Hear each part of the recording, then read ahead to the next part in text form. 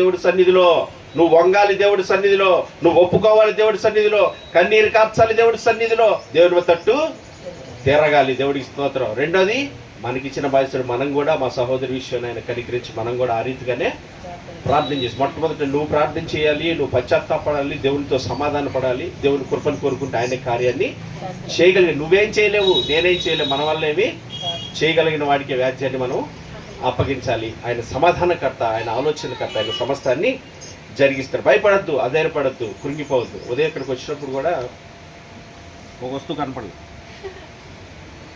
ఇది కనపడలా. చెమటలు పడతారేమో పక్కనే, వీళ్ళకేమో మీ చెమటలు పడితే నాకు చెమటలు పడతాయి ఇక్కడ, మీ చెమటలేమో కానీ అయ్యో వీళ్ళు ఎలా అల్లాడిపోతారేమో, ఏం చేయాలో అర్థం కావట్లేదు, ఏమీ లేదు, ఏంద్రా బాబు పరిస్థితులు అనుకుంటాం. కానీ ఎవరు తీసుకెళ్తారంటే అర్థమైపోతుంది గబుక్కుట. ఏం చేస్తాం మనం? అడగాల్సిన పనేవి నేనేమనుకున్నది తెలుసు, యథార్థంగా చెబుతున్నాను. ఇంకో ఫ్యాన్ తీసుకొచ్చి పెడతారు అక్కడ, మళ్ళీ అది కూడా ఎత్తుకెళ్ళిపోయారు అనుకో, మళ్ళీ ఇంకోటి తీసుకొచ్చి అది కూడా ఎత్తుకెళ్ళిపోతే మళ్ళీ తీసుకొచ్చి అమ్మ వీళ్ళేంట్రా బాబు ఇట్లాంటి పనులు చేస్తారు.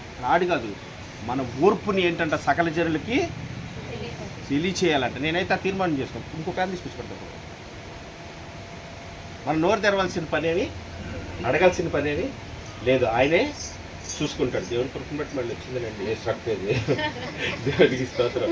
అలాగే మనకు కొంచెం ఓర్పుతో, సహనంతో, ఆలోచనతో తొందరపడొద్దండి. దయచేసి ఎవరు తొందరపడే ప్రయత్నాలు చేయొద్దు, తొందరపడి తోలాడవద్దు, తొందరపడి ఆలోచన చేయొద్దు. ఓర్పుతో, సహనంతో కనుక మీరు నిరీక్షణ కలిగి కొంచెం ఓపిక పడితే ఏం జరగాలి అది జరిగి చక్కగా ఆలోచన ఆయనే దయచేస్తారు. క్రీస్తుకి మహిమ కలుగును గాక. హల్లెలూయా. మరి వాక్యం కొరకు చెప్పు, నిలబడితే ఇంకెరకలు కూర్చుంటాను. చెప్పు. దేవుని నామానికి వందనాలు. కూడి వచ్చిన మీ అందరికీ కూడా హృదయపూర్వకమైన వందనాలు. నేను చెప్పబోయే టెస్ట్ మనీ ఏంటంటే, నేను ఆఫీస్లో వర్క్ చేస్తూ ఉంటాను. ఏమైందంటే యాక్చువల్గా